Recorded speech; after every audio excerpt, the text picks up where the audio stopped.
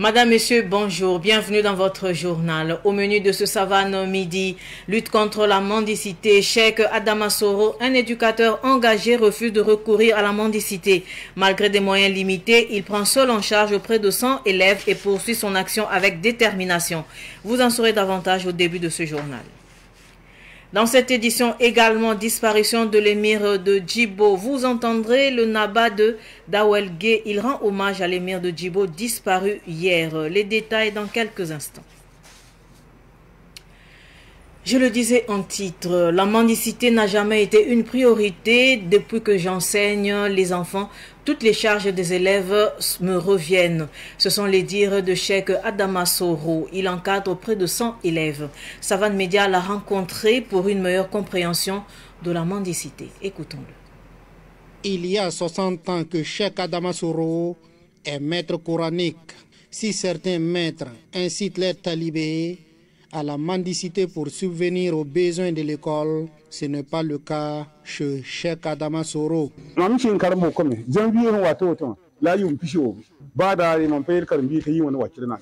Au mois de janvier à venir, cela fera 60 ans que j'ai créé mon école coranique. Même une seule fois, je n'ai jamais demandé à un élève d'aller mendier. Si un maître dit à ses élèves d'aller chercher de l'argent pour lui, il n'est pas un vrai maître coranique. Si un nouveau élève arrive, je lui explique les consignes de l'école. Personne ne doit frapper l'autre ici. Moi-même, jamais je n'ai frappé un enfant talibé.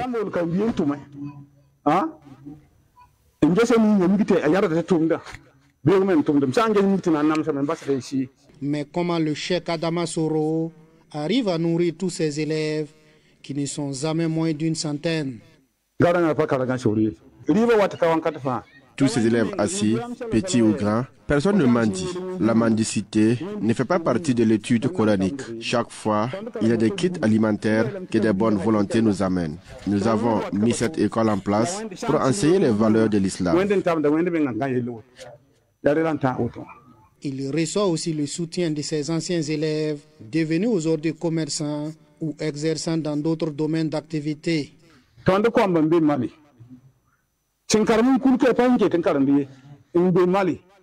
Coran enseigne que la bonne éducation aux élèves. Nous avons des élèves au Mali, en Côte d'Ivoire, au Ghana, qui sont devenus des opérateurs économiques, des miniers, de grands cheikhs. Ils me soutiennent chaque fois et je m'occupe de mes élèves.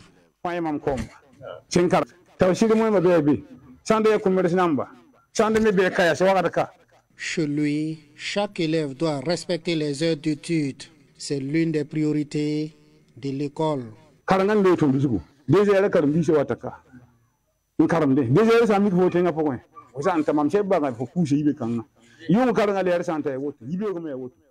Notre priorité, c'est l'éducation. À 14 heures, les enfants sont là pour étudier, la nuit et le matin. S'il est l'heure des études et tu n'es pas là, je te renvoie en même temps. Parce que je ne t'ai pas demandé d'aller mentir. Si vous voyez un enfant qui tient une boîte de tomates à 16 heures dans la rue, ce n'est pas un vrai élève coranique. Je n'ai jamais dit à un parent d'élève de donner de l'argent non plus.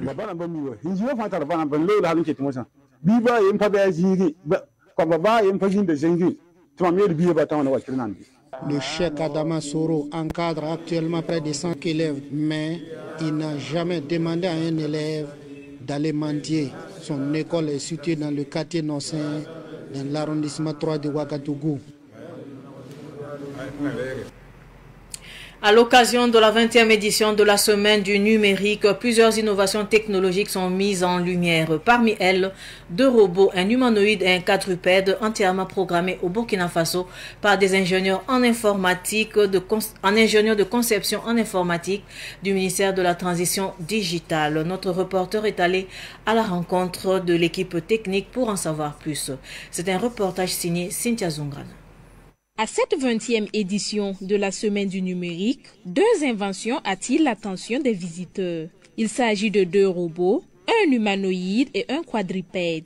Importés, ces appareils ont néanmoins été entièrement programmés, configurés et adaptés sur le sol burkinabé par des ingénieurs de conception en informatique du ministère en charge de la transition digitale. Ce projet, qui est en gestation depuis plusieurs mois, a pour objectif de promouvoir le génie burkinabé dans le domaine du numérique et de l'intelligence artificielle. Les robots n'ont pas été conçus au Burkina. Ce sont des robots qu'on a acquis à travers le ministère de la Transition digitale auprès de partenaires étrangers. Maintenant, le travail qu'on a eu à faire ici, en fait, c'est maintenant de travailler à la programmation de ces robots-là. Voilà, essayer de leur faire un certain nombre de tâches. Et l'objectif, en fait, de la venue de ces robots, c'était dans un premier temps de démystifier, en fait, l'idée de la robotique dans la tête peut-être de la population. Beaucoup voyaient ça comme si c'était des choses qui ne pouvaient pas vraiment se passer en Afrique ici, plus précisément au Burkina. C'était des choses qu'on voyait souvent à la télé et tout. L'objectif, c'était de leur montrer que ces genres de technologies peuvent être ici au Burkina et qu'on peut adapter ces technologies-là en fait, à notre contexte burkinabé. Dans le futur, si nos industries, notre technologie évolue assez bien, qu'on puisse, pourquoi pas, procéder à la création même de ces robots ici. Ces deux robots, à savoir l'humanoïde et le quadrupède, se distinguent par leurs caractéristiques et leur champ d'application bien défini, que détaille l'un des ingénieurs de conception. L'humanoïde, c'est un bipède qui se déplace sur deux pieds. Donc il est constitué de deux pieds et de deux bras mécaniques qui lui permettent d'effectuer en tout cas un ensemble de tâches complexes. Et le quadrupède, lui, c'est comme son nom l'indique, c'est un robot qui a quatre pattes. Lui, il est un peu plus mobile que l'humanoïde. Voilà. Il peut se faufiler facilement dans les petits espaces. Ces robots, en fait, pourraient intervenir dans plusieurs domaines. Donc, ils pourraient permettre, par exemple, d'aider les gens dans les industries pour tout ce qui est comme tâches répétitives et transport de charges lourdes et autres. Ça pourra vraiment soulager les gens dans ce domaine-là. Et au sein, par exemple, des armées, il y a des pays, par exemple, qui le font. Voilà. Et ils utilisent ces robots-là, par exemple, en soutien pour leurs soldats.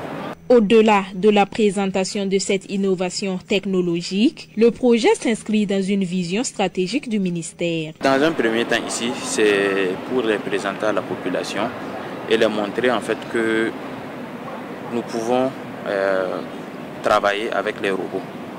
Nous avons les compétences ici pour pouvoir les programmer. Nous avons eu à programmer effectivement quelques petites actions pour le robot, mais ce n'est pas vraiment des trucs assez poussés pour le moment. Mais en tout cas, je pense qu'avec peut-être de l'accompagnement et puis un peu plus de temps, nous pouvons faire quelque chose de vraiment grandiose et surtout adapté aux réalités de notre pays. Il lance ainsi un appel aux jeunes étudiants à s'intéresser davantage au domaine de la technologie. J'aimerais encourager les plus petits, les jeunes, en fait, à s'intéresser au domaine de la technologie, tout ce qui est lié à l'informatique, l'intelligence artificielle. Car pour l'émergence de notre pays, je pense que l'informatique est une voie nécessaire qu'il faut qu'on emprunte pour pouvoir atteindre nos objectifs. En rappel, la semaine du numérique qui a ouvert ses portes le 18 novembre dernier se poursuit jusqu'au 21 novembre prochain. Le thème retenu cette année est l'intelligence artificielle au cœur de la transformation digitale. Et puis, les constats d'accidents de la route sont désormais réalisables par drone, un système qui réduit la durée d'attente des usagers avant l'arrivée de la police. Le test a eu lieu hier au rond-point de la Jeunesse à Tampuy, dans l'arrondissement 3 de Ouagadougou. Plus de précisions avec Abdoulaye Kinda. Après avoir initié plusieurs mécanismes pour réduire les accidents de la circulation, la police passe à une autre étape. Elle pense désormais à la réduction de la durée d'attente pour les constats en cas d'accident. C'est ainsi donc qu'elle a introduit l'utilisation des drones pour prendre les images des accidents en lieu et place des déplacements physiques des agents de la police sur le terrain. En matière de constat d'accident, les gens prennent trop de temps. Nos populations souvent mettent plus de 1h30, 2 heures d'attente uniquement que pour le constat d'accident. Et quand on se réfère aux statistiques des accidents, nous avons environ 1800 accidents par mois et environ 70 à 80 décès par mois. Pour dire que les accidents tuent même actuellement plus que le terrorisme. Donc, il était de notre devoir de réfléchir pour trouver des solutions pour réduire la souffrance des populations en matière d'attente pour le constat d'accident. L'idée, c'était de voir est-ce qu'on ne peut pas avoir une solution drone pour pouvoir accélérer aussi, réduire le temps drastiquement d'attente pour les constats d'accident. Avec l'utilisation du drone, en moins de 20 minutes, le constat d'un accident est réalisé. Après cette phase pilote, nous allons maintenant étendre cette solution drone de constat d'accident à tous les brigades de gendarmerie en milieu rural et également au niveau des commissariats, surtout en ville. L'objectif pour nous, c'est d'abord de réduire le temps d'intervention pour les constats d'accident. C'est de réduire le temps mis pour effectuer le constat d'accident. C'est de réduire aussi les risques que les gens prennent sur les routes pour pouvoir faire le tracé. Mais également, c'est de réduire les contestations de reportage de croquis au niveau des commissariats d'accident. Avec les images drones, je pense que les personnes impliquées ne vont plus contester les images présentées par les agents qui font les constats d'accident. Avec cette solution, c'est que si l'accident a été fait à moins d'1 kilomètre d'un commissariat, alors le drone directement peut aller sur le lieu de l'accident, sur la scène, prendre les images, traiter et revenir au niveau du commissariat. Donc quand on calcule, à moins de 15-20 minutes, on a déjà fini le constat d'accident.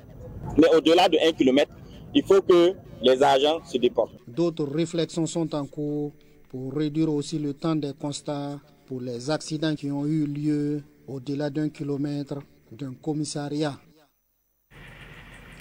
Tout autre sujet à présent, le Conseil burkinabé pour la sécurité de l'électricité a procédé mardi dernier au centre médical urbain de Nagrin au lancement de son projet Cooper Santé. Ce projet a pour objectif d'inspecter les installations électriques pour prévenir les risques. Le point avec Samuel Moko.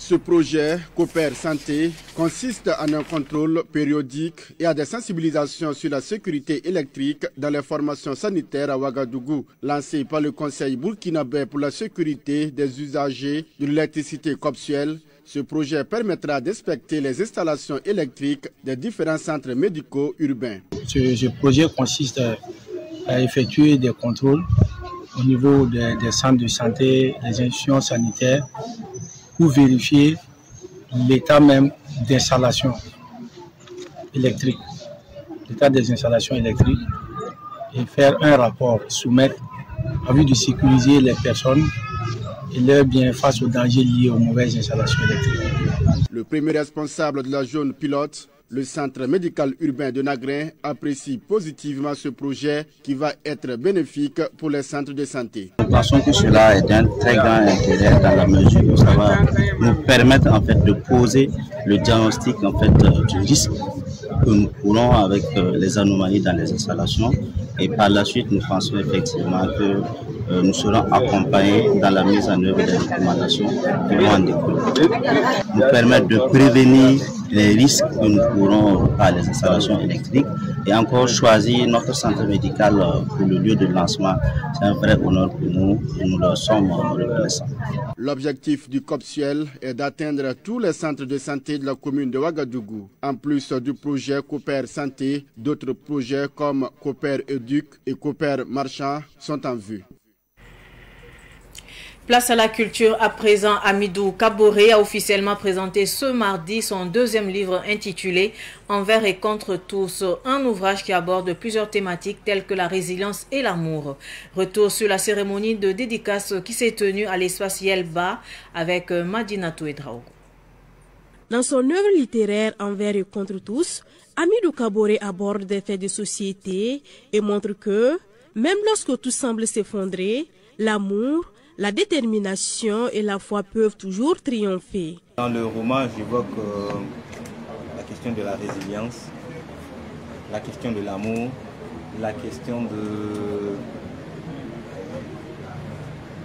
du poids psychologique que peut transporter un homme qui revient du théâtre d'opération. Mais au-delà de tout ça, je pense que c'est une hymne à la résilience. On doit continuer à vivre malgré tout ce qu'on traverse. Et surtout, on doit faire corps, on doit faire société, on doit faire mouvement d'ensemble, parce que c'est dans l'unité qu'on va arriver à vaincre le terrorisme. Et c'est dans l'unité qu'on va arriver à construire de belles choses. Le livre compte 250 pages, reparties en 22 chapitres. Sa parution a eu lieu le 30 juin 2025. L'auteur invite la jeunesse à s'approprier cet ouvrage car il est riche en enseignements, insiste-t-il. Il faut faire chacun à son niveau ce qu'on peut pour que l'ensemble marche. Parce que très souvent, si on se met en retrait parce qu'on se dit que ça ne me concerne pas, ça ne me concerne pas, ou bien que je n'aime pas celui qui est ici, je n'aime pas celui qui dirige telle chose, le fait de tirailler n'a jamais produit un résultat probant. Le roman Envers et contre tous est disponible en 200 exemplaires à la Villa Irissouma à Ouagadougou. En prélude à la Semaine nationale de la culture prévue se tenir en 2026 à Bobo-Dioulasso, les phases éliminatoires de la diaspora se tiennent hors de nos frontières. En Côte d'Ivoire, la phase éliminatoire de la Semaine régionale de la culture 2025 a eu lieu ce week-end au Consulat général du Burkina Faso à Abidjan. Plus de détails avec notre correspondant depuis Abidjan, Boukari Zongo. La phase éliminatoire de la Semaine régionale de la culture 2025 a eu lieu le dimanche 9 novembre au sein du Consulat général de Burkina Faso à Abidjan. Cette étape de la compétition des talents culturels au sein de la diaspora burkinabé en Côte d'Ivoire, qui précède la Semaine nationale de la culture SNC Bobo 2026, s'est déroulée sous le parrainage de M. Kiswen Sida Salif Ouedraogo, président de l'ADS Nord Côte d'Ivoire, en présence des autorités diplomatiques et consulaires, les acteurs culturels, les chefs coutumiers et religieux. Le chargé d'affaires AI de l'ambassade de Burkina Faso à Abidjan, Raphaël Sansan Kambou, a déclaré que c'est à partir des valeurs culturelles que les Burkinabés pourront cultiver la discipline. Vous savez, comme je l'ai dit dans mon discours, le chef de l'État a bien dit que dans la mise en œuvre de son plan d'action, on ne peut pas le faire en marge de la culture. C'est à travers la culture quand on sait d'où nous venons, où nous sommes, où nous partons. Et c'est à travers les valeurs culturelles que nous pouvons cultiver la discipline pour pouvoir donc accompagner le chef de l'État dans son action. La culture nous engage tous. C'est cette phrase que le parrain a employée comme facteur de motivation pour son engagement aux côtés des organisateurs de cette cérémonie de la phase éliminatoire de la Semaine régionale de la culture. La culture nous engage tous. La culture fait partie intégrante de nous et une organisation comme la nôtre. La culture fait partie donc de nos valeurs que nous avons cultivées jusqu'ici et la réveiller et l'entretenir et la magnifier est de notre devoir à tout un chacun.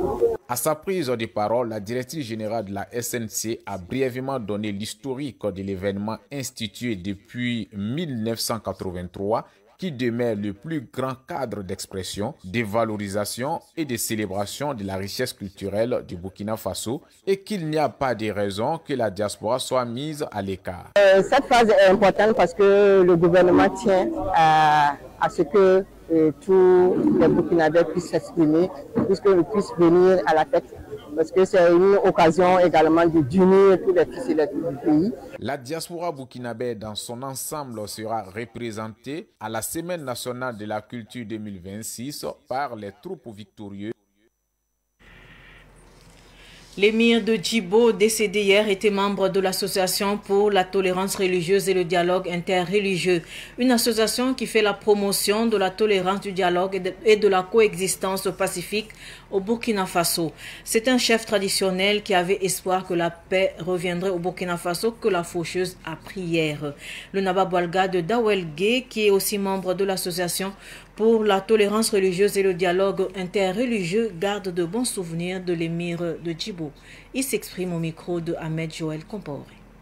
C'est avec une profonde tristesse que nous avons appris et que j'ai appris le décès de Sa Majesté l'émir de Djibo. Je le dis d'abord parce que c'est un respectable chef coutumier supérieur qui est parti. car il faisait partie du conseil, il était membre du conseil supérieur de la chefferie coutumière et traditionnelle.